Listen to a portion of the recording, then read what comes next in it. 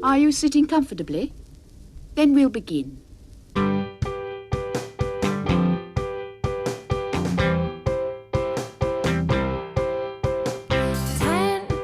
minutes left. Yeah, but there's still some time. It's not the final score. We need more than the numbers we're given. Show us you live and breathe the game. You're more than a name. That's what we came for. We can bring you more than the score. Every story. Let's take this thing off of the field into the real world,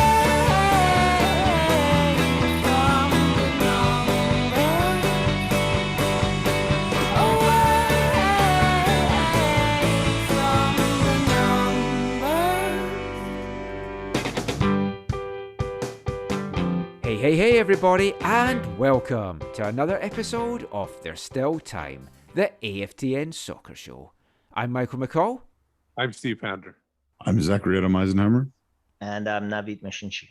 And I can't believe it, we actually have a Whitecaps win to talk about. So just before we get into tonight's show, I just want to say on behalf of everyone at AFTN how much we condemn the actions at the weekend that saw 3 academy players racially abused and one of them stabbed and taken to hospital. Obviously goes without saying that there is no place for this anywhere in the world just now. Folk are always like, oh, there's no place for this in football or society or Vancouver. No place for this anywhere in the world. We firmly stand with the Whitecaps in this, really applaud their strong statement and the actions and also the support that they've had from around the league as well, from other teams, the league itself, and hopefully all we can hope for is a speedy recovery and that the 3 players involved, that there's not any mental or physical lasting damage from this and they get the help that they need, and wish them all a speedy recovery, and that the perpetrator or perpetrators are dealt with to the full extent of the law. Yeah, and it was a nice outshowing of support from Austin FC at the game today too. Yeah, it was lovely what the supporters group did there. So yeah, let's hope we don't have to ever talk about something like this again. I was appalled when I saw it on the news, and then having seen that there was the stabbing incident at a gas station that I drive by regularly when we go on our walks with our dog and stuff. It was just it's so sad that it still exists, but to target like young guys, teenagers, it baffled me. It's beyond comprehension. We just have to basically start by going, the Whitecaps came away with a massive 2-1 win at Austin FC. Matthew McConaughey is not feeling all right. He's feeling kind of shite because his team are bottom of the Western Conference. The Whitecaps aren't. We're moving on up. We're going to be chatting about that win. We're going to be looking at the lie of the land in MLS, and we're going to be looking ahead to Saturday when the Whitecaps come home to BC and play in front of fans and everything like that. It's going to be a short midweek show. Just not going to talk about much more apart from that. We don't have anything written down in the rundown. We're just going to go with the flow, see what we want to talk about, and we'll kick things off with that win in Austin.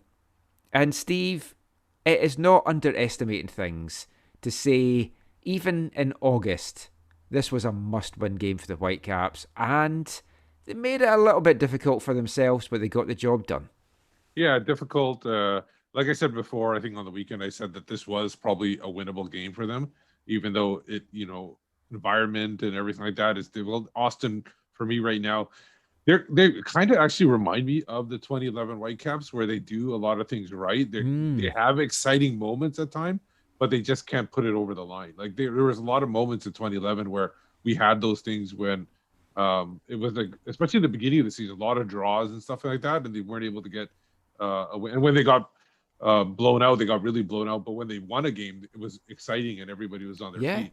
A lot of like all-time goals came in that first year. That's pretty fair to say that. I think, Navid, it is a lot like watching the 2011 Whitecaps. They've got some exciting players, and they're still finding their feet. They've got an amazing crowd. It was electric. Mark DeSantis said after the game that that's the loudest crowd he has heard at an MLS stadium. He says he doesn't know if it's how it's built or what, but tremendous.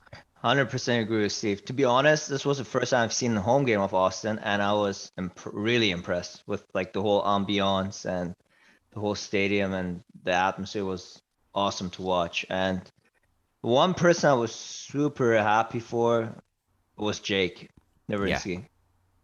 Even, I mean, the whole thing that was going on before the last couple of weeks, really was happy for him that he scored. Really happy. He looked happy He looked well. happy, he looked happy. That meant a lot to him. We'll have a little bit of audio from Jake coming up, just chatting about that. Right. Zach, what did you make of the performance? Initially, I was going to say it was a game of two halves, but it wasn't, because Austin scored pretty much against a run of play, and that was just one slip, one falling asleep, and we know how costly that can be in football. And then second half, Whitecaps bossed it. Deserved winners in the end, I feel. Yeah, I think they were worthy winners on the night. The game was pretty simple, though. I mean, these are both teams that don't have a lot of quality. They're standout players in their sides, and it was the addition of a game changer at halftime that literally changed the game. And you saw what that kind of quality can do for a side, even a side that, you know, literally, if you look at them when without him, right, and then with him, like there's a massive difference, right? And the lad or the boy or however you would call him, Michael, he's played 3 games and they haven't lost. Yes. And he's building those minutes up from 20 to 30 to 45, and we'll have some audio from Ryan as well from afterwards. But yeah, that was the spark. Can you believe it, Steve? If you have a number 10, a team can actually play exciting. Passes do actually connect in the final third, and you can actually make a pass in the box across the thing. So it's amazing. I didn't think that was allowed. No. I was just gonna say about the possession and everything. Like you see, dominated play, but the possession they were under 40%. The possession wasn't great, but they were the only team that looked like doing anything. Yeah, but the thing is here is under 40% shots, but they outshot them on goal 8-2, which is huge. So they actually did a lot with that possession, and I'm guessing a lot of those shots. I didn't check perfectly, but I'm guessing a lot of those shots came in the second half when they had that number 10. But that's encouraging. That's awesome to hear. I mean, that gets me excited for the next couple games. I mean, if he gets going, I'm really hoping he's going to push the team forward. He also could have scored too. Well, he had a couple shots. He had a couple of chances. One of which in particular, as I asked him after the game, he was like blowing out of his ass because he ran, and in that heat and that humidity, and he's still finding his fitness. And he had a big grin on his face because he knew he was like puffing at the end of that. What did you say? Just like Dundee? Oh yeah, because he said, "Oh man, it was so hot and humid." I was like, "It's very Dundee-esque." That was sarcasm, right? Yeah. The thing is about the second goal too. It was not only his ability to make the pass, but his ability to take the pass. He held the line. Stayed onside, and was able to take the pass and deliver it across the line. It was more than that. I think he actually won the ball in midfield. He started the attack, played it out to Diber. And then he, not just that, he like directed Diber with his run. So he hustles up the field, and then when he's getting in the position, you can see him make a motion to Diber about where he wants to go and where he wants the ball. Yeah, and the thing as well is he's used to playing with players that get into the position that Brian White was in. So he's setting that ball to the back post in full expectation someone's going to be there to knock it away. And thankfully Brian White was, because he had not had a good game, let's be honest, up to that point. Yeah, he was getting slagged off by supporters earlier in the game. He always does. He's very much maligned, but the thing is with White is that he gets into positions. Yeah, like, he's not going to be always there, but he will get into the position when he wants. I think Cavallini will be very happy for the new service he's going to get. Yeah, I'm sure he will go to the post now that he knows somebody's willing to deliver it to there. Yeah. Right, let's rewind a little bit. We'll get back to the goals in a sec. So the lineup tonight, there was only one change. Christian Dahomey came in for Ryan Raposo, and I was surprised, really, that there was just one change after a hard shift. I know it was on Friday, so they had a little bit of extra day's rest, but knew it was going to be hot. I checked, it was 29 degrees at kickoff. It said it felt like 34. From speaking to the guys afterwards, they were basically saying it was really, really hot. So feels like 34, can feel very different, as we know, depending on where you are. There'd been like thunderstorms in the area and various things like that. So, I mean, it wasn't ideal. But I thought it would maybe have freshened it up a little bit. But I guess he liked what he saw in the vid against San Jose and just basically wanted to keep with that. I was actually expecting a lot of changes, to be honest. I mean, the way MDS has been going on with, I mean, I feel like he's doing a lot of rotation, to be honest, but I actually like the fact. The tinkerer, Claudio Ranieri. Exactly. I like the fact that he stuck to the lineup, and I guess Dahomey was ready to go, and I mean, obviously would bring him in since he's been, great so far. I'd watched the Austin's game against RSL at the weekend, Steve, and they looked very susceptible up their left side. Yeah. And our right, basically. So you thought, well, Brown and Dahomey could have a field day looking at how weak they were. And it didn't quite work out that way, but there was a lot of width on both sides of the park, and Brown and Nerwinski were switching at various times in the game. And this was definitely, as you said, it was a winnable match. It was a team that is beatable. And if the Whitecaps genuinely harbour any playoff hopes, you've got to beat these teams. Whether it's home or away, this is a game that they had to win. Yeah, they had to win. You could understand if they didn't, but it's definitely something that would propel them into the next game, especially the one coming up home. Great momentum now going into that home game, even though it's against a tough team. Yeah. Now, I would have felt that the tactic for this would have been maybe get to the hour mark, hold them, bring on your guns again. And that's kind of how I was feeling a little bit coming in towards half-time. But in saying that, it was the Whitecaps that came out on the front foot, and they forced a string of early corners, Zach. So I don't know that was the game plan, but there wasn't much in that first half. There wasn't a lot of spark. But at the same time, I felt they were the better team.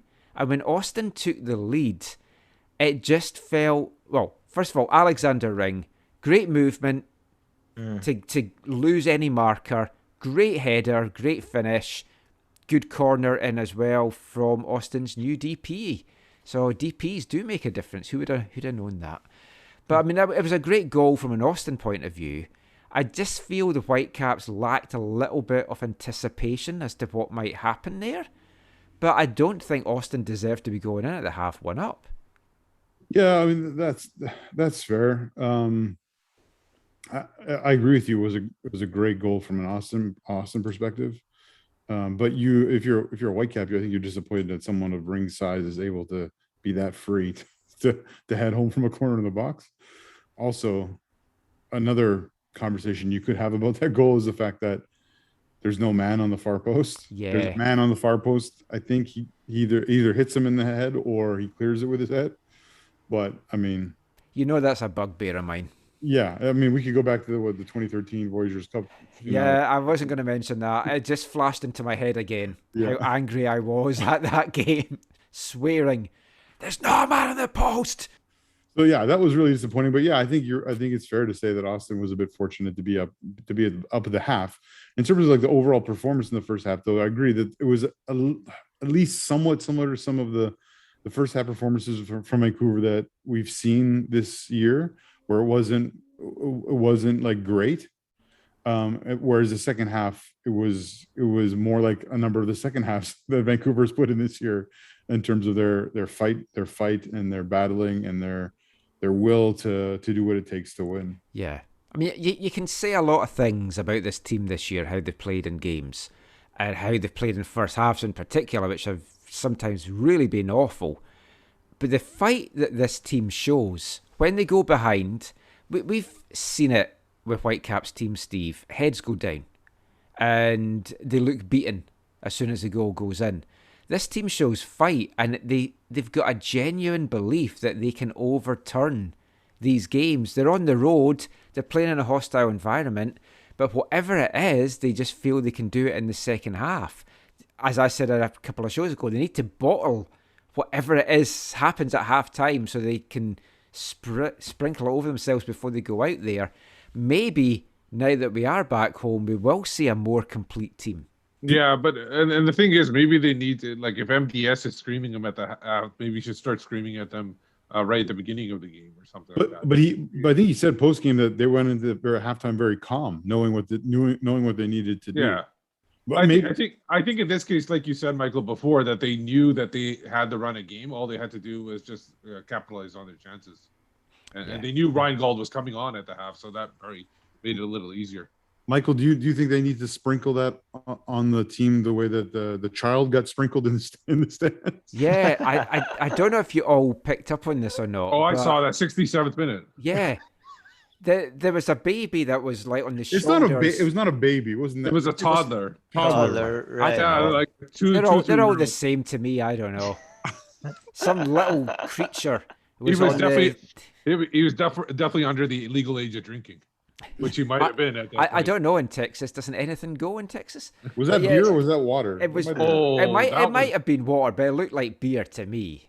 Yeah, But I would say the people in Austin would usually consume beer instead of water. the child was enjoying him or herself, like twisting a towel or something above their head and bouncing about. It was a shirt. He'd taken off his shirt. And yeah, but if you're that drunk, of course you're going to enjoy yourself. True, and they can't hold their drink at that size. By the way, who was that one? I actually retweeted it. I don't know him personally, but that one fan that he's on the road the whole time. Christian Og. Oh, I'm so happy for him. Literally. I'm glad they got the 3 points. well, I'm praying for him considering he wasn't wearing a mask. I know. Right. I was thinking that as well. I was like, he's sitting in amongst all these Austin fans, unmasked, in a state that things are going out of control at the moment. Yeah, Like, good luck, if Christian. But if I were to say anywhere in Texas that the people would be vaccinated, I think it would be Austin. Yeah. That's a safe bet. I think so. And Christian's the pilot, so he's double vaxxed. Yeah. But at halftime, David, I thought I would just freshen it up and make 3 subs. I thought I'll bring Gauld on. Ricketts, I thought, had to come on for White just because White was having a bit of a poor game. And maybe bring Baldy on just to have a little bit more of a dynamic presence in the midfield. But it was just Ryan Gauld that came on, and he was the difference maker. Right. And he added this spark that I think too many times over the years, and I like even going back to Robbo's time, I remember speaking to Robbo about this when we were down in Portland once. Right.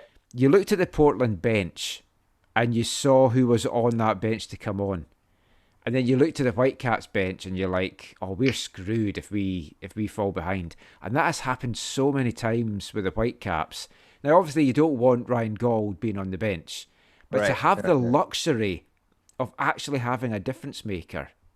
Oh, it's so nice. So nice. And I can't wait to see him actually start from the get-go at home.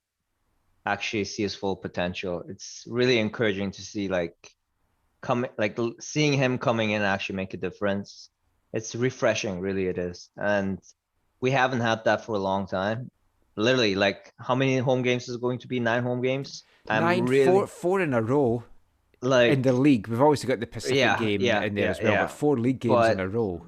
I'm really excited. I feel, to be honest, I'm looking forward to these 9 home games. It's going to be good. And I think given the situation with MDS, his contract, what's going to happen with his future, I think it's going to give him a good shot to actually make a push. Yeah. I'm hopeful for this all. And the thing is, you mentioned there before that you had there's a difference between having talent on the bench and having high-priced players who are good enough to start on the bench. And they've had that before, but not yes, the Brexy dependable years. Well, I don't want to name anyway. Oh, I don't mind. Name and shame. Let's get to the first Whitecaps goal, Zach. So, as you mentioned, pinpoint delivery from the corner, from Gauld, onto the head of White. White did well to get up, and he got it on target. It was a respectable save from the keeper. Yeah. Now, Brad Stuver, I've been watching a lot of Austin's games this year because I do love the atmosphere. Even at the away games, they're taking a hell of a lot of fans to the away games. And they do play an exciting brand of football when they can get going. But Stuver has been tremendous. He's like one of my players of the season throughout MLS. He's not going to get that kind of credit. But even at the weekend against RSL, string after string of saves. So he pulled that one out. But the rebound came to Jake Nerwinski, deadly in the 6-yard box. Poked it home, reminiscent of that goal at the start of the 2020 season 25 years ago. That's how it feels. I would say it was his best impersonation of Rui Diaz from Seattle. Just right place, right part. It's probably the closest Jake is ever going to get to that comparison, so it's good for him. Doesn't Michael look like he's wearing his flounder top right now? Is that Rave Green? Is that Rave Green? It says poker. I hardly met her. But the goal, it was poked home. Jake Nerwinski is a poker. That's why I'm wearing my poker top. I'll play actually a little bit of the audio that we've got now, and then we'll have a little chat about Jake. So Jake was delighted with the goal. Naveed, as he said, was delighted for Jake to get the goal. Let's just hear a little bit from Jake after the game.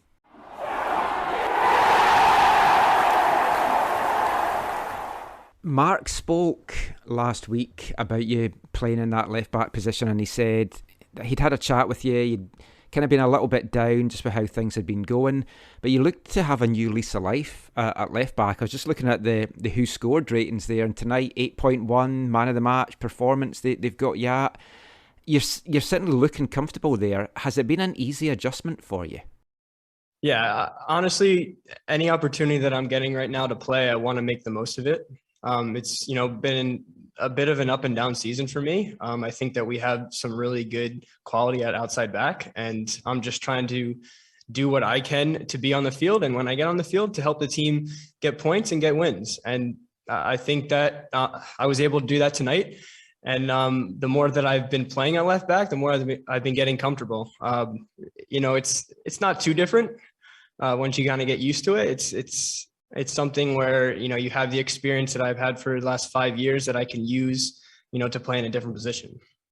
The joy in your face tonight when you got the goal, it was very reminiscent of what seems like an age ago now, but that goal that you got at BC Place to kick off last season. You're deadly in the 6-yard box. You joked about that 18, 19 months ago now, but you said you were wanting to get into that position more. Is that something that you're really working hard on? Yeah, I am. I joke, but I have a number 9 mentality when it comes in the box. I know where the ball's going to be. I'm just kidding. I really don't. I got lucky there, but I wanted to put an emphasis on, trying to get more goals, trying to get assists, and really trying to help this team offensively. I think the outside back role has really progressed throughout the years, where it's kind of integral that you need to be able to attack. And I think that so far this year, myself, Guti, Bruno and Javane have done a pretty good job at getting forward when we can. I mean, it went without saying for this game how massive it was for both teams, because whoever was going to lose this one, you were basically going to get cut adrift. You're now 4 points off the playoff places. You've got these 4 games coming up. I know it goes without saying what it does to the team, but just for you mentally, what does this do to you for you now? It's huge. It gives us, the belief that now, we go and play LAFC, who's 3 points ahead of us now. So if we win, we're tied with them and we're right in the mix for a playoff line. So we wanted to get to that point that before we're coming home for our home games, that we're close or above the playoff line. And I think we did that. It's really difficult to play so many games on the road, not in front of our own fans. And to be honest, we got results away, and that's really hard to do in this league. Yeah, they weren't wins, but as long as we were getting points, now that we're close, anything can happen now. So Jake Nerwinski there just chatting about that goal and his transitioning to left back. It's not a position, I think, if you'd said to him at the start of the season, we're going to have you playing a bit of left back, that he would have thought, I'd like to do that, or I would enjoy doing that. But Steve, we talked about it on the last show, and I asked MDS after the last game. He's looking really comfortable there, and MDS mentioned that Jake wasn't in a good place. Jake talked about that himself there. But this seems to have given him a bit of a lease of life. Yes, he'd like to be right back, but this right now is looking like the only way he's going to get minutes for this team, regularly at least. And it takes a little bit of the pressure of having to be like a deliverer of the ball, like a crosser, because nobody expects him to cross the ball with his left foot, right? So he can be comfortable playing defense, attacking inside once in a while whenever he needs to, and just keep the ball. He got forward tonight a few times as well. And so, I think it's good for him just to get him on the pitch, and then it shows other teams too. Like, I honestly think that it might be better for him to move on. He spent a lot of time here. And it's not that I'm trying to get rid of him, but sometimes it's beneficial for the player to move on too. Yeah. And his people are seeing him here could help with that considerably. Exactly. Yeah. Because scoring, making impact. The who scored man of the match ratings, he was the man of the match, 8.1. Yeah, but he was not man of the match. No, but Ryan Gauld was only 7.3. Yeah, but he played half as many minutes. Yeah, when a defender gets a goal, they're going to get bumped up. Oh yeah, Right. But he did have a good shift, and he has been playing well there, and I'm happy for him. I like Jake. He's a good guy in the locker room. Him and Brian White have got a good relationship going as well as Jersey boys. But that was one of the Jersey boys on the score sheet, and then after that, Whitecaps had a spring in their step, and the other Jersey boy, Brian White, pokes at home himself. We've got a couple of pokers in the team. So it was the 74th minute. Ryan Gauld, as Zach talked about, set the move up, played it to Dyber, quick counter, said where he wanted the ball to be. Dyber, great pass to him. Gauld to the back post. White comes in as Tosaint Ricketts is on the sideline waiting to come on for him. Nothing motivates a striker more than knowing there's a striker waiting to come on for you. But it's a lovely move, lovely goal. And the best part of it, I loved Dyber's reaction after the goal was scored, because he turned around and just started running to the bench. Oh, really? Hands up like a little kid, like celebrating the goal. It was very funny. It was awesome to watch. I like when you see players running to the bench. Right. I like that, because it just shows what the locker room and the spirit is like. But that was 2-1 to the Whitecaps. It was very well deserved, and they held on. They got the 3 points. I do want to say, though, maybe fortunate to get away with the 3 points, because John Gallagher, the sub for Austin, had a couple of great chances, Zach, and the second of which in particular, with 10 minutes to go, wide open, unmarked, free header, 6 yards out, puts it over. I don't know where the Whitecaps marking was in that one, but that was a massive let-off. But it was a great ball in, and yeah, he really should have. I mean, he should have at least put it on target, because I think that's on target that causes Max problems. Yeah, and if it doesn't go in right away, then maybe you get a rebound like the Whitecaps did for their first goal. But yeah, I mean, Austin, for all their limitations in terms of the ability of their squad and who they have available to them, there's also good fight in their team, right? And they had their chances to get back in it. They just weren't able to take them. Massive 3 points. We'll look at where that leaves the Whitecaps in the standings very soon. But before that, let's just hear a little bit of the post-game thoughts from both head coaches. First of all, we'll hear from Austin's Josh Wolf. Then we'll hear from MDS. Clearly today, I think there was a physical effect, because I've never seen our team really hit the wall like they hit the wall today. And I think physically and emotionally they hit the wall. And, putting together 90 minutes requires, investment physically and mentally and emotionally. And, we're showing a little bit of, obviously, lack of maturation in that. We have enough quality and enough leaders on the field, but, it takes full commitment from everybody. It's not easy. None of this, if it was easy, there'd be 27 fantastic teams that win every week. But that's, this game is challenging, and we're getting challenged right now, and that's where we're at. Today was quite disappointing. Again, for lack of a better word, solutions. It's physically we wavered a lot, and it was quite surprising.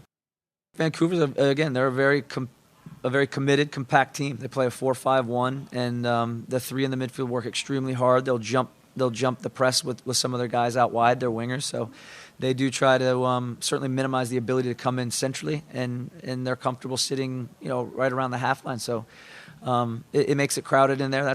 Again, we had some combinations out wide. We had switches of play that really started to stretch them, and we needed to do that a little bit more. But ultimately, again, I think getting behind the line a bit more, and physically we didn't have the legs, and that was, I'd say through the first half we did a decent job of it, but as we went on, it was certainly gone.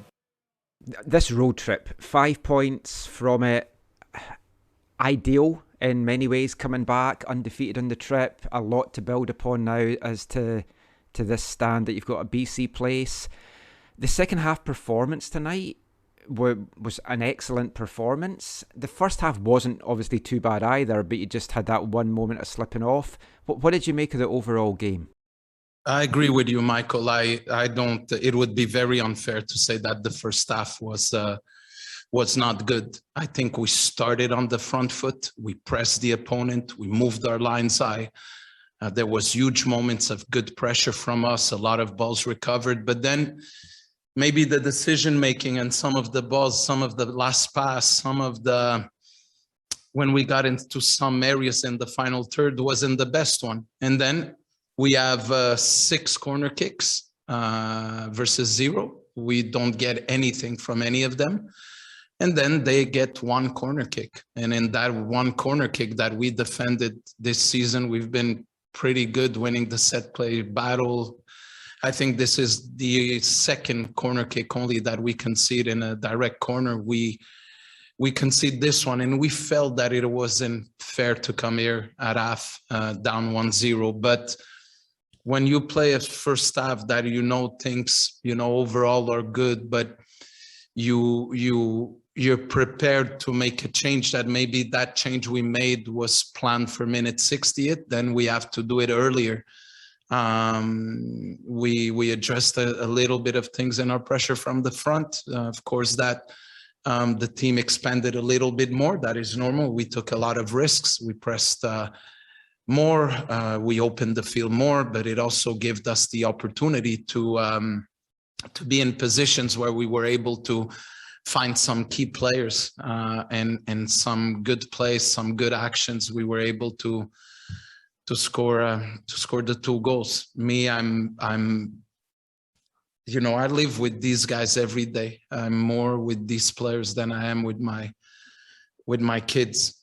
That's just the reality of it. I spend more hours with our roster than I spend with my kids. So when I know what we could achieve, and I know what we could do, and there's no doubts in my head that the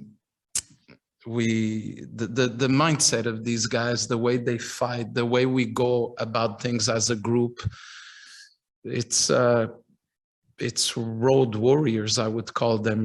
They have such a good spirit to go about things. They always believe in everything, and they deserve it, and everybody that's working hard in the club deserves it. So we know it's one step.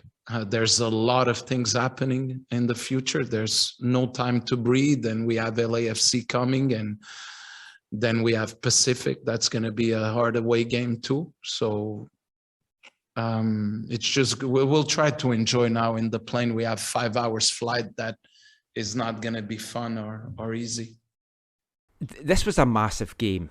The fact that if you'd lost it, you're going to be so far adrift of the playoff places, even with these home games coming up. Now, no matter what, you're going to be behind at least 1, maybe 2 teams just by 4 points.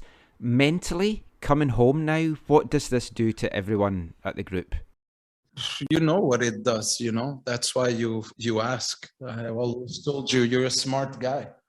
And your question is smart and has answers. That we spoke about the game, that, maybe nobody or very few people believe that at the end of the year we could be in the top 7. But we believe here. And we said, for us to be in the top 7, there's just games that we have to take. and games that we have to accept the challenge, and games that we have to go for it. And this was one of these games, that Austin was thinking the same way. Austin also wanted to push and win and get points from this game. And we knew how important, but for us, the most important thing was to give hope to our fans.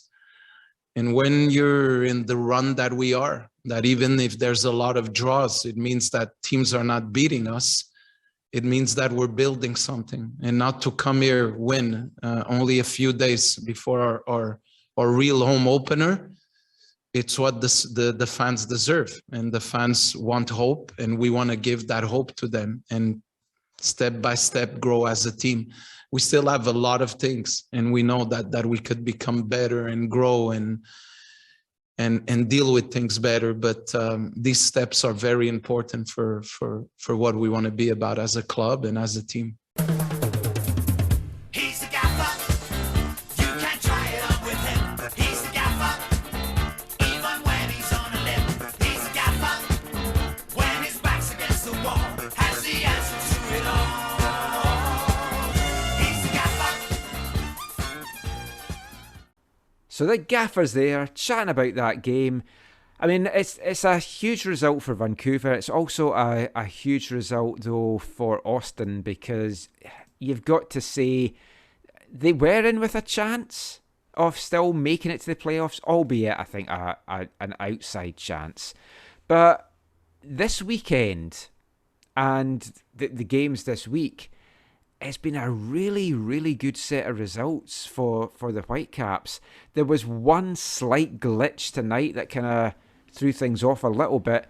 If we look at the games from week 19, I mean, we won't break these games down, but like just looking at some of the scores from the weekend, the Galaxy beat Minnesota 1-0, so that was good. You want the teams at the top now to start running away and beating all the folk, or there to be a number of draws. So Colorado beat Houston 3-1. That was a great result. Sporting KC beat Dallas 2-0. That was a great result. RSL beat Austin. RSL's still a team that the Whitecaps could catch, but it's going to be tough for them. They got another win tonight. Yeah. We will, though, talk about one game, which was played on Sunday. The first Cascadia Cup, official Cascadia Cup meeting. I didn't watch the highlights. I didn't watch the game. I didn't watch the highlights. Really? Oh, that was I know what happened. And I was like, I don't want to watch this. Oh, is that because you love the Timber so much, or you just hate the Flounder so much? Or the Colombian. Oh, Yeah. Oh, Freddie. Did you see their tweet? It's like, this is what a Seattle Sounder is, and it's like him celebrating the goal. Oh, in front of the Timbers army. Yeah, it was. He had no care if he was going to get bottled or not. I think the Portland fans probably wouldn't bottle him.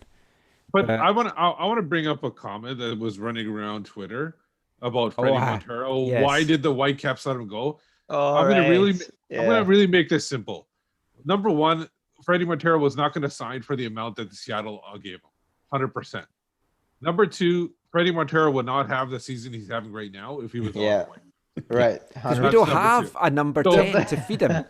Forget number 10. He just wouldn't be performing up to the way he does if he was in a Whitecaps uniform, as opposed to. So bottle that up, put it away, throw it in the ocean, whatever you want. Don't bring it up again. Freddie Montero was not going to do anything for the Whitecaps. He wasn't going to be on the Whitecaps this year. Yeah, he didn't want to be here. So I don't think he got on well with MDS. It doesn't even matter about Joe. It doesn't even matter about getting along. He didn't want to be in Vancouver. He was only in Vancouver because it's the closest city to Seattle. That's not Portland.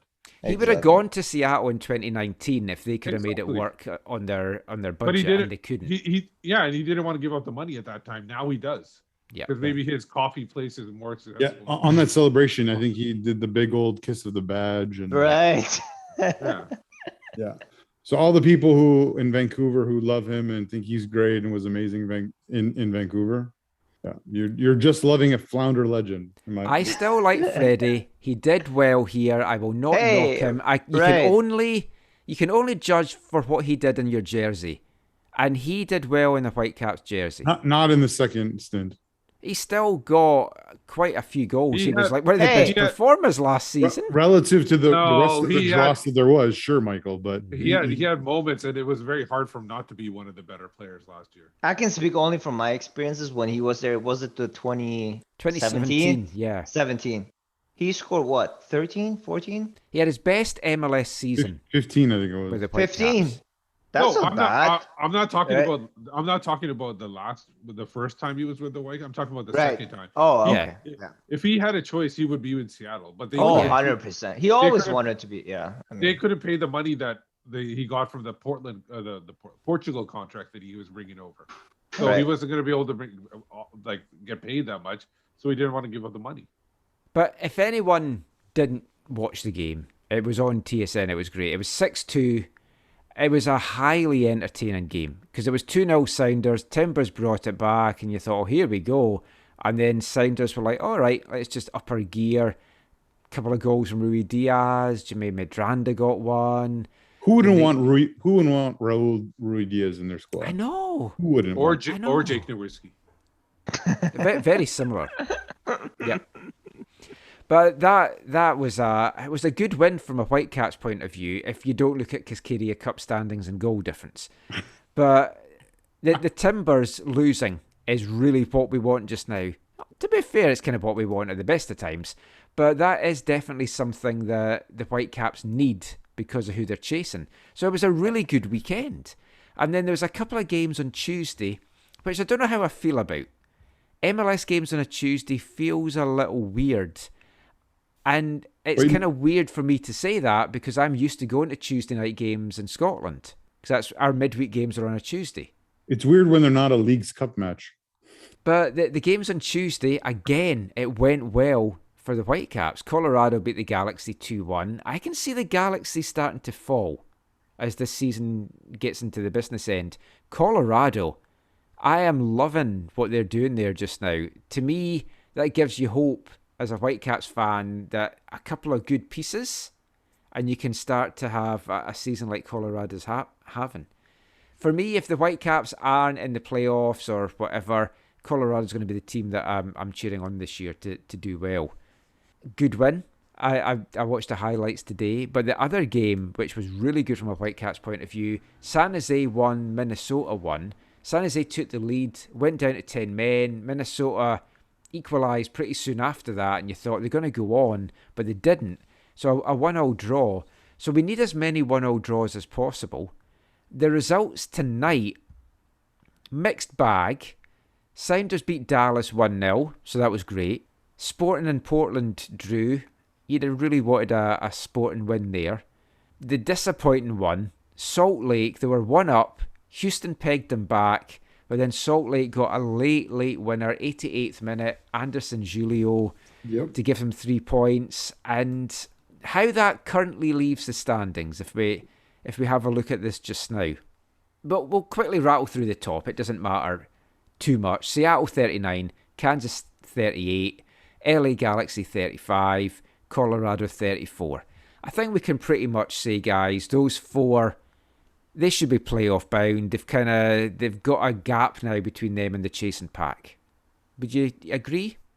I can see the Galaxy maybe falling, but I could still see both the Galaxy and Colorado fall, but although Colorado has really solidified their team lately, so that's less likely now. But Galaxy definitely can. One or two injuries because they're top heavy loaded their roster. They're missing Chicharito for sure just now. Yeah. Plus, they've only got a goal difference of +1, which is crazy. The top two aren't going anywhere. Those other two, I can see staying in the playoffs, but yeah, fluctuating where they're at right now. LA Galaxy have conceded more goals, just one, but more goals than the Whitecaps, and they're sitting in third. But they've scored a few more. They have scored 10 more, yes. There's your difference. Now, then we've got the interesting situation. Salt Lake played 19, 27 points. They're fifth. That win tonight, big for them. Minnesota, not quite getting out of the... They do a little bit of a run, then they fall back again. They're sixth on 27 points from 19. Portland, seventh, 24 points from 19. So that's the three teams really that you're gunning for just now. Then you've got the chasing pack. LAFC, 23 points from 19. Whitecaps play them on Saturday. Whitecaps are 11th with 20 points from 19. All of a sudden, a win over LAFC on Saturday and you're tied with them. 1 point possibly back from the playoff places. San Jose are 9th and 23. They've played an extra game. Dallas are 10th and 21. They've played an extra game. So it might feel crazy. Maybe I'm just caught up in the emotion of a win tonight and just the excitement of them coming home. I think it's very much game on. We've got a chance of getting to the playoffs. A real chance. It is game on, yeah. But if you look at the 9 home games, how many wins do they need to get to the 15? 7 or 8. Boy, it's a big ask. It's a big ask, man. But I think that would get them through. But they've shown that they're capable of stealing points. 100%. Too. So even if they don't, so they can go on a run. Now, the problem is they're going to go off the magical run, but a lot of teams could easily slip as well. Maybe the top 3 or 4 teams gain all the points, and the middle 5 to 10 don't have as many points as they normally would in an MLS regular season. So anything could go crazy and wild in there. The biggest shocker is LAFC in the 8th spot. That's the shocker. And then when you compare that to the Eastern Conference, Columbus being in the 8th spot right now, that's a huge shocker when I saw that lately. So those two teams are probably the biggest surprises of each conference. Well, and obviously you're Inter Miami that you tipped to win the whole thing. Yeah. But hey, they're within 8 points at this point. Yeah, they're making a run actually, and they've got they're a within couple of 8 games points in hand. You know, if they end up doing this, you can crow to your heart's content. You deserve to be king for the day. You've kind of got a little crown with how your backdrop's making you look just now. Hey, well, sometimes you have to throw a dart and it hits him in Miami. Nothing you can do about it. So I'm going to put you all on the spot. I just want a yes or no. Yeah. Do Whitecaps make the playoffs? I'll go first if you want. Okay. Go ahead. Go ahead, No. Steve. No. Zach? It's got to be no. Yeah. No for me too. 3 no's. Yeah. Well, I'm going to put my balls on the line and say yes, they are. Your golden balls, Yes. Gone. You can chop them off at the end of the year, metaphorically. but never take your life. 9 home games. It's in their own hands right now. Seriously. The thing is, I wouldn't be shocked if they made the playoffs. It's not gonna be a shocking thing, and I said that they would be in somewhere in the 6 to 9 range at the end of the year. Nice. When the season started, so anywhere in there, and I think, and they're very much close to that spot. So I think they have a chance, but it's just that I think they've lost a lot of points at the beginning of the year to make up. And I just can't see them getting like 4 or 5 in a row W's. I Yeah. just can't see that. Here's the home games coming up. LAFC on Saturday, winnable. Salt Lake next weekend, winnable. Austin, winnable. Portland, winnable. Dallas, winnable. You've got a Colorado away game in there between Portland and Dallas, but that's 5 home games that realistically could be winnable, because you've got to remember these teams are traveling. Like I said, it's in their own hands, I think. Literally, I mean, it's... Then they've got San Jose at home. They've got Houston away. Seattle away is going to be a tough one, obviously. Kansas City at home is going to be a tough one. I mean, you're looking towards the season running, and it's like the last 5 games: Portland away, San Jose away, Minnesota at home, LAFC away, Seattle at home. If they have to win all of those to get in, I say no.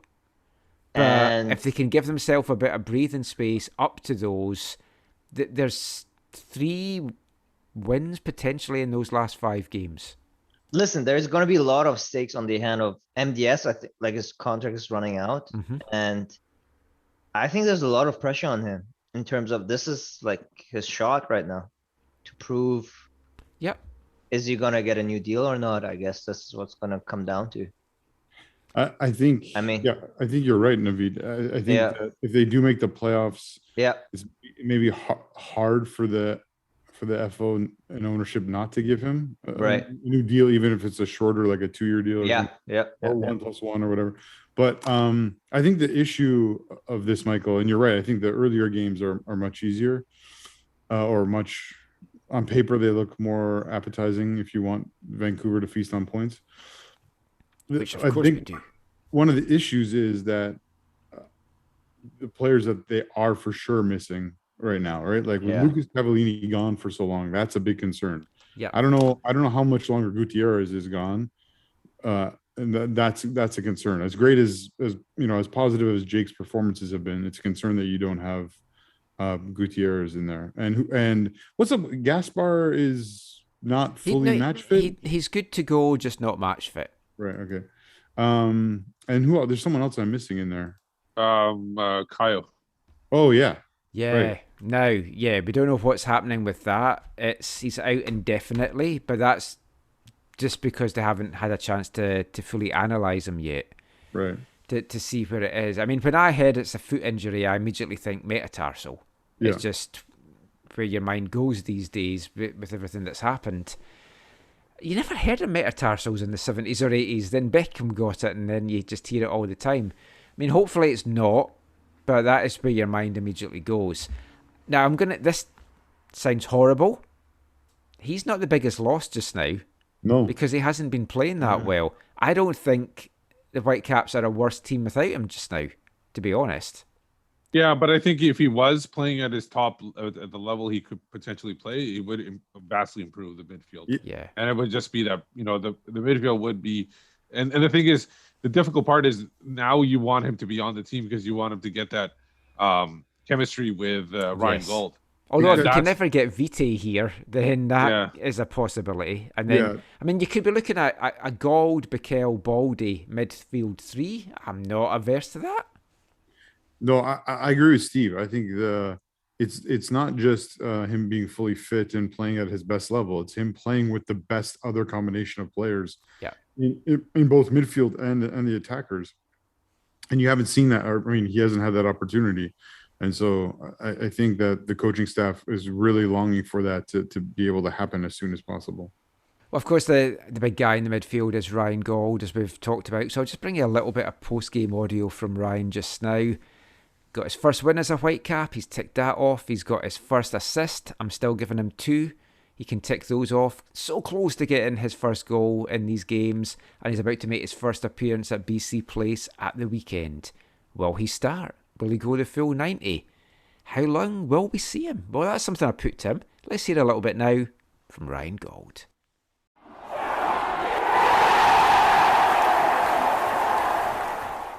You've ticked off your first Whitecaps win now. You've ticked off your first assist. I'd give you 2, but MLS just give you 1. They don't count the corner. Great overall performance. How did you find that tonight, getting that first win, and just how you feel you've integrated into the team in these 3 games so far?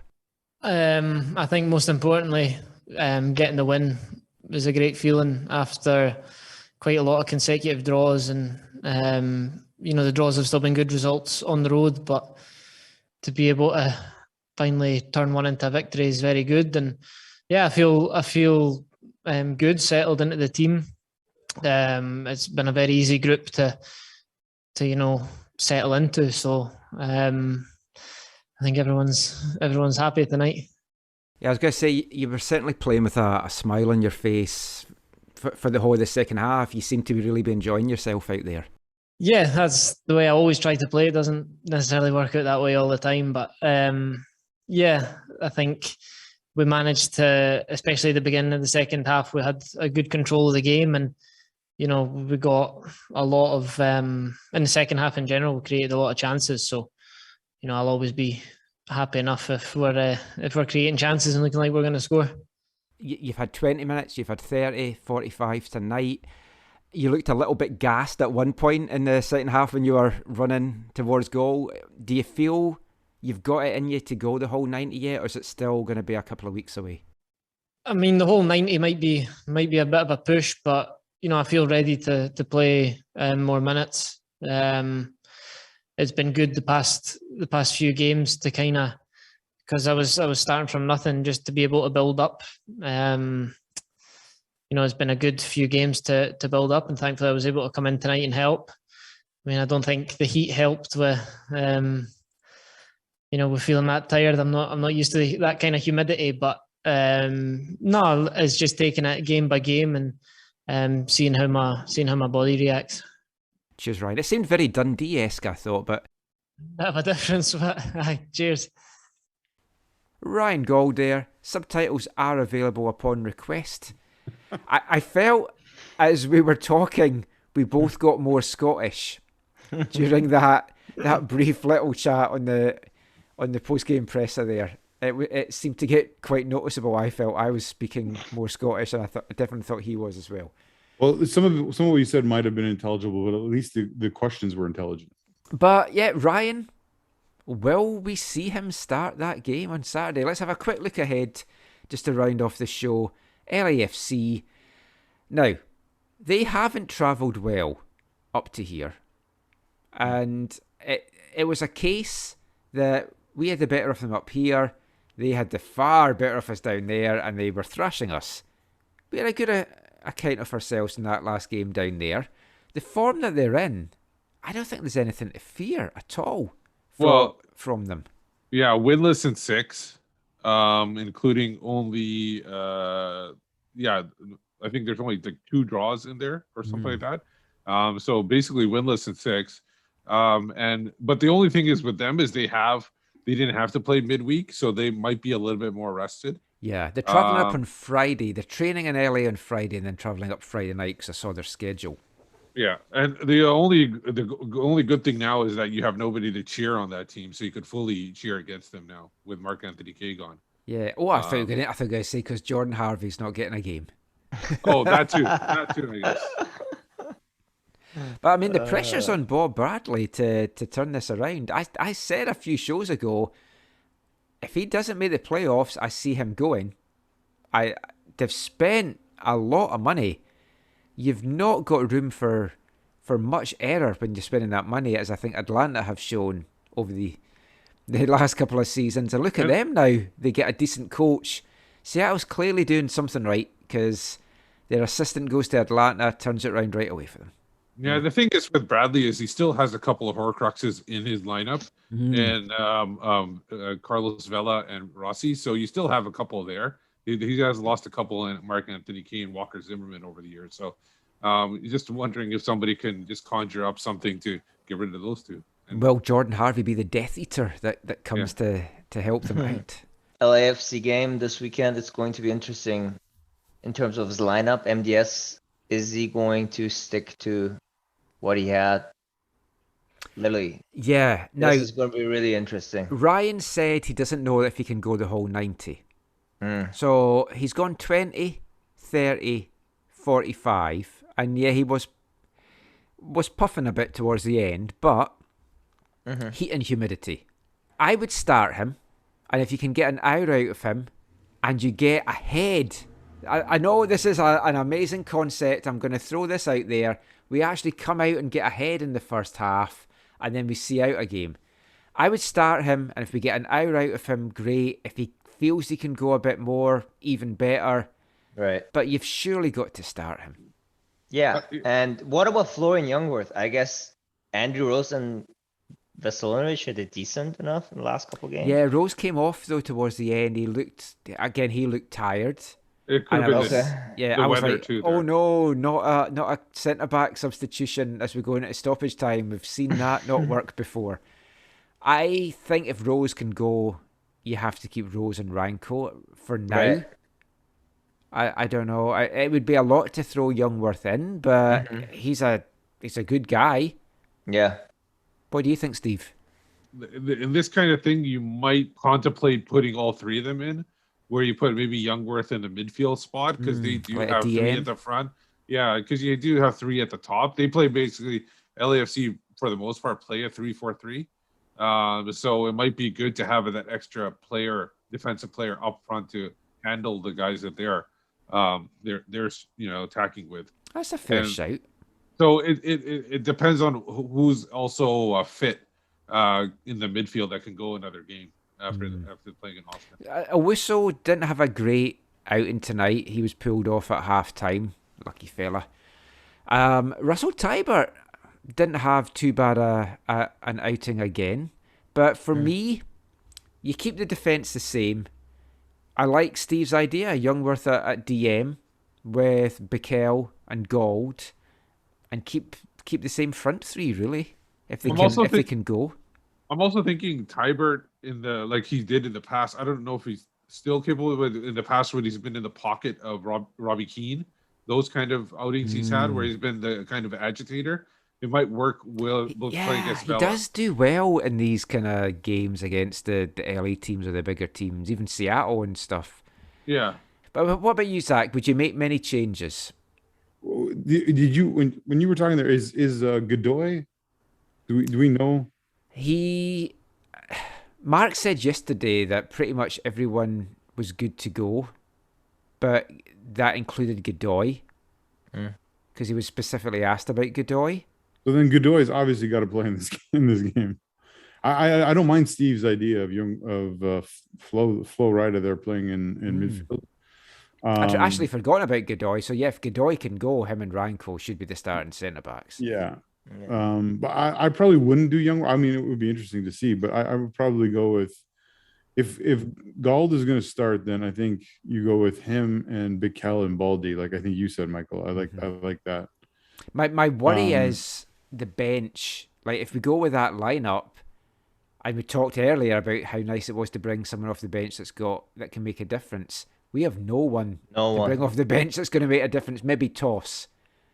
Well, Ryan Raposo, but that was going to be my last suggestion. I think Toss should start ahead of White, but I don't think he will. But I would have done that if White hadn't scored tonight. I think you want to kind of ride him just to see if you can get something out of him. I'm wondering if you keep Gauld on the bench. I wouldn't be surprised if he starts him this weekend. I wouldn't be surprised at all. Well, I know the marketing department will want that. But yes, right. I'm expecting Scottish music on the PA system. I am prepared.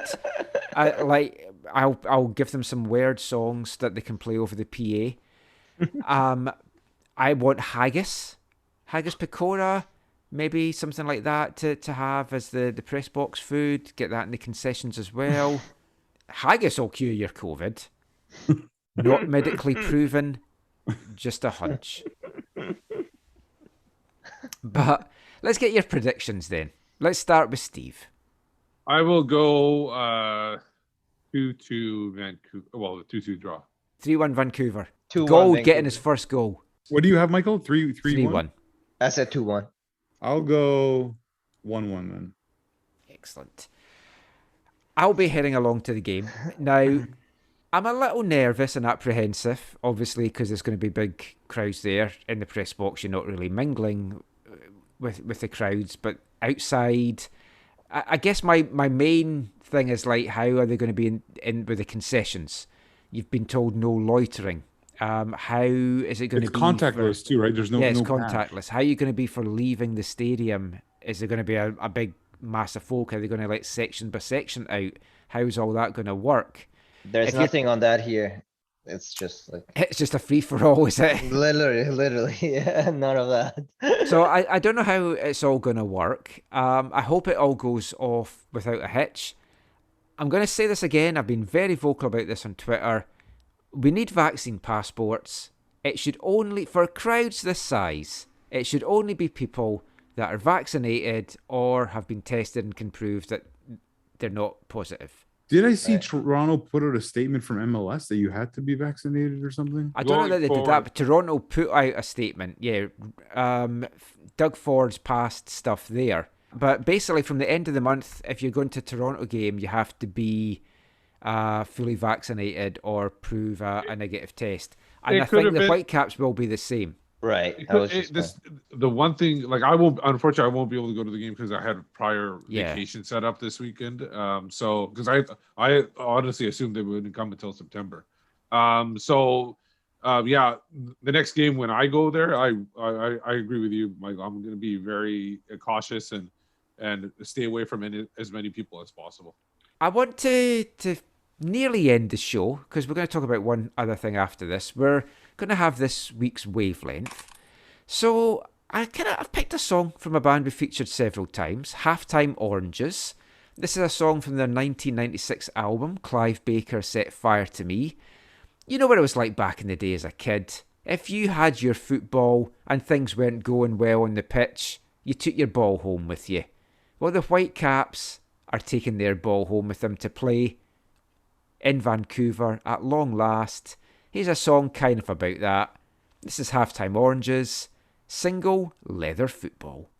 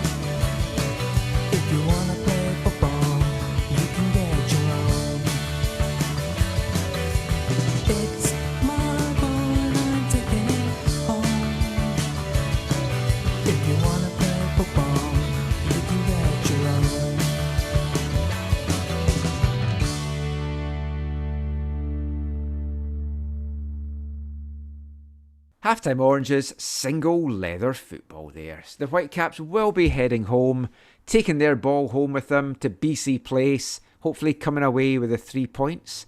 That is pretty much it for tonight's show. I just want to have a couple of minutes though for Zach to speak a little bit about a legend that German football lost this week. A man that I grew up watching. Like, I've fond memories of watching Germany back in the 70s when I was first getting into football as a kid and watching World Cups. Gerd Muller, the legend, the striking legend, passed away. Do you want to say a few words on that, Zach? Yeah, I mean, Gerd Muller is one of the greatest strikers like ever in world football. His record for the national team, his record at club level is is extremely high.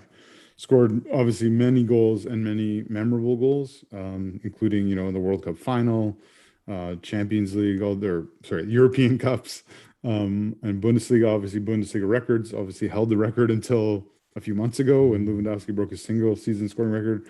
I think he's still the top. I think he was older. He was battling, I think, dementia and stuff.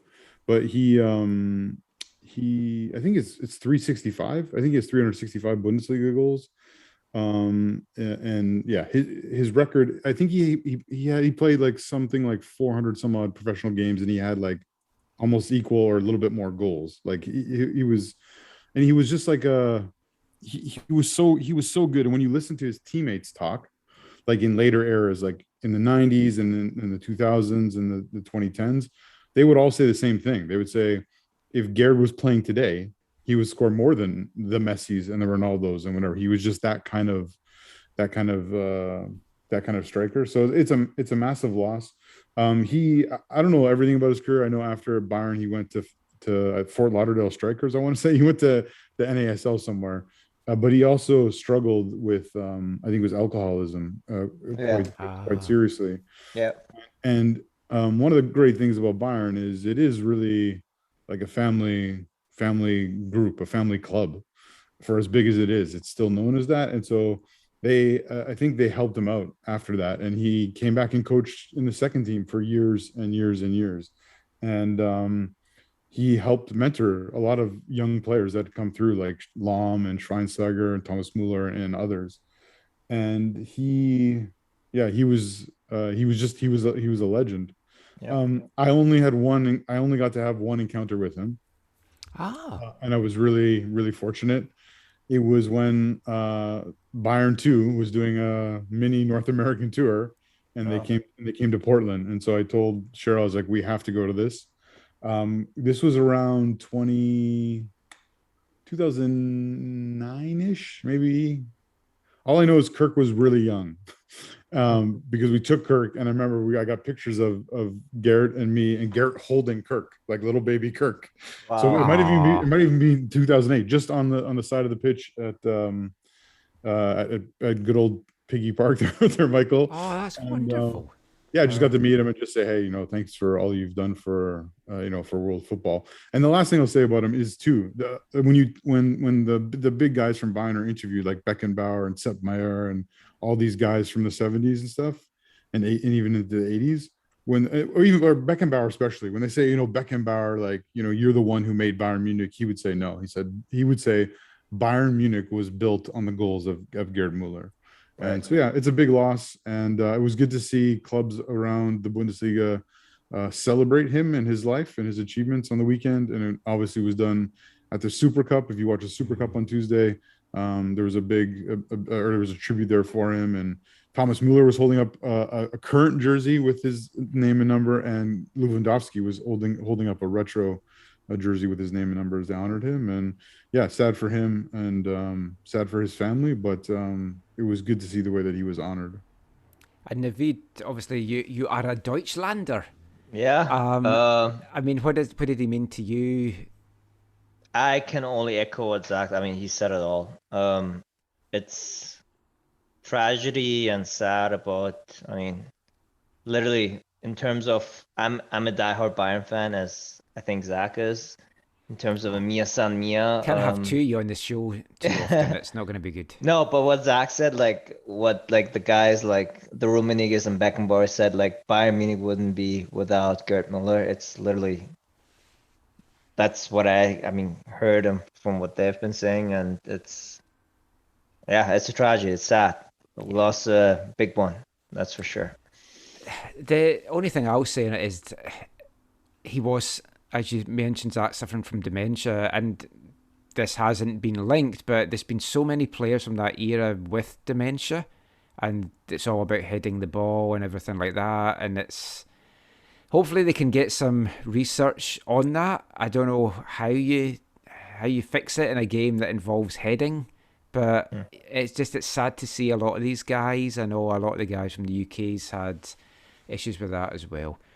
I just want to pay a little tribute, non-football related, a guy that Steve will know, because I know he's watched a lot of these videos on YouTube and stuff. An English comedian, Sean Locke, passed away today, aged 58, from cancer. One of my favourite comedians, absolute comic genius. If you ever get the chance to watch some stuff, he does 8 Out of Cats, but 8 Out of Cats does Countdown in particular. That's where he's so funny on. Unbelievable. There's like 3 of my favourite things, and I watched them again today a couple of times. Carrot in the Box, just search for that. Nazi Island, that will make more sense when you see it. It is funny. And his reaction when a guy called Joe Wilkinson is reading out a poem about naming people's penises. It's just comedy gold. That had me in tears, that poem. That he did that on 8 out of 10 countdown, and it honestly had me in tears and had everybody else in tears on the. I know, because Sean's like, no, stop it. Yeah. It was just unbelievable. Check that. He was a comic genius, sadly missed. Rest in peace, John Locke. He had great moments on the end of year quiz show. I can't remember what did they call it? Great Big Fat Quiz of the Year. Yeah, he had some moments on there too that were really fun. Yeah, there's a couple of other like shows that he's done himself. 15 Stories High, TV Heaven, and TV Hell from the 2000s that he did. So you can check all those out as well if you want a good laugh. So R.I.P. to Sean, R.I.P. to Gerd Muller. That is it for this week's show. Thankfully, we're not saying RIP to the Whitecaps promotion hopes. They are still in the mix for that. Promotion? Oh, not promotion. Playoffs. Oh my. Promotion to the playoffs. Promotion to the MLS echelon elite. One day, Michael, they might, if they're lucky, get promoted to CPL. Yes, maybe. I'm looking forward to the weekend show where we do chat about that game with Pacific. I've got some audio already in the works. But anyway, just before we go, we'll just let everyone know where they can find you online or anything that you learned from tonight's show. Let's start with Naveed. Well, I'm just saying don't give up in terms of Whitecaps hopes. I think they've been showing a great performance for the past couple of weeks and really looking forward to what's ahead in the next 9 home games, that's for sure. You can find me at Whitecaps Beat, and I find it ironic. I learned this week that the BC Place will be going from hosting Wings and Wizards to hosting Voldemort on the weekend. So no one else has picked up on that so far. We can have some fun with that. If only it was better with video stuff. Zach. You can find me on Twitter at ZacharyAM, and I want to give a shout out to a dude named Adrian. I was Adrian. Yeah, Adrian. Adrian. I was shopping at the local Adidas outlet in the Fraser Valley, and a gentleman wearing a Watford kit came up to me and said, "Are you Zach from AFTN?" And I was like, "Yeah." And I recognized your voice as I was talking to Kirk about some shoes he was trying to get. And just express his appreciation for the show. And he's not on Twitter or any of that kind of stuff, but just shout out to him. Thank you for listening, and thanks to everyone who listens to the show. Yep, thank you so much, Adrian. Adrian, congrats on your Hornets there beating up on Aston Villa in the Premier League on the opening weekend. And congratulations to Brentford as well. That was a fantastic result. And the meltdown of the Arsenal fans was absolutely magnificent. Arsenal TV? Any Arsenal fans, it was just like insane. Oh, you've lost one game, guys. Calm down a little bit. I'm Michael McCall. You can find me on Twitter at AFTN Canada. Read our stuff away from the numbers, aftn.ca. Give us a like, follow, subscribe, turn on notifications, all that malarkey on YouTube, youtube.com/AFTN Canada. If you could leave us a nice review as well on iTunes or wherever you get your podcasts, that would also help us out. Something I learned this week. Now, I didn't watch the Super Cup, but I know that Bayern won it and Alphonso Davies lifted another trophy. Steve, you were right all along. They've won a trophy after sacking their manager. Yeah, that's all they needed to do. Yeah. He was in the stadium watching because he left to take the national. He's scorned lover. It's like a scorned lover in the stands. We will be back soon at the weekend, hopefully talking about the Whitecaps' first home win in over 500 days. And of course, Steve and me will be absolutely giddy at the return of CM Punk in AEW. But that is it for this week's show. We will be back soon. Until then, thanks for listening. Take care and mon the Caps.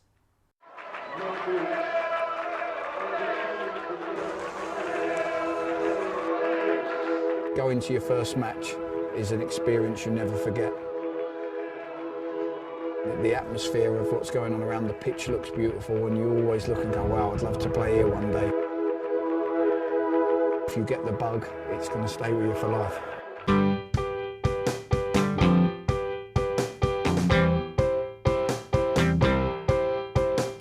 10 minutes left. Yeah, but there's still some time. It's not the final score. We need more than the numbers we're given. Show us you live and breathe the game. You're more than a name. That's what we came for.